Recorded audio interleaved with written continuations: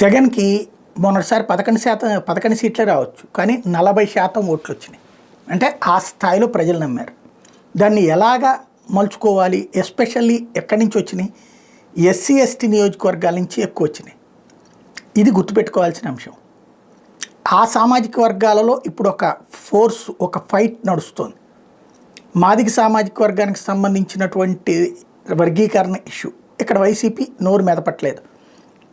అదే సందర్భంలో దాన్ని తప్పుపడుతున్నటువంటి మాల సామాజిక వర్గానికి సంబంధించినటువంటి అనేక మంది నాయకులు ఎవరికి వాళ్ళు నాయకత్వం వహిస్తున్నారు. కొంతమంది మాజీ అధికారులు, కొంతమంది జడ శ్రవణ్ కుమార్ లాంటి వాళ్ళు, ఇట్లాంటి వాళ్ళందరూ కూడా తాము ఉద్యమాలు చేస్తామనేటటువంటి రూట్లో ఉంది. ఇక్కడ వైఎస్ఆర్ కాంగ్రెస్ పార్టీకి స్టాండ్ తీసుకోవడానికి సమస్య ఏంటంటే, కరవమంటే కప్ప కోపం, విడమంటే పాము కోపం చందంలాగా తయారైంది.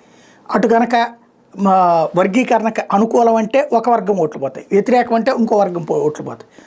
అదేదో చంద్రబాబు చూసుకుంటాడు, ఆ మిగతా వర్గం అంతా మనతో ఉంటుంది, ఎట్లాగో ఆ వర్గంలో మనకుండే పట్టు మనకుంది కదా అనేటటువంటి రూట్లో వాళ్ళు ఉన్నారు. కానీ ఇక్కడ తెలివిగా చేస్తోంది ఏంటంటే, తెలుగుదేశం పార్టీ మాదిగ సామాజిక వర్గానికి సంబంధించిన వాళ్ళ పక్కన రిజర్వేషన్ వర్గీకరణ కాన్సెప్ట్కి సంబంధించిన కమిషన్ వేయడం ద్వారా మాదిగ సామాజిక వర్గం వాళ్ళందరినీ తను అట్రాక్ట్ చేస్తుంటే, మాల సామాజిక వర్గానికి సంబంధించిన వాళ్ళందరితో మాట్లాడే బాధ్యత జనసేన వాళ్ళకి అప్పచెప్పింది. లేదా వీళ్ళిద్దరూ కూర్చొని ప్లాన్ చేసుకున్నారు.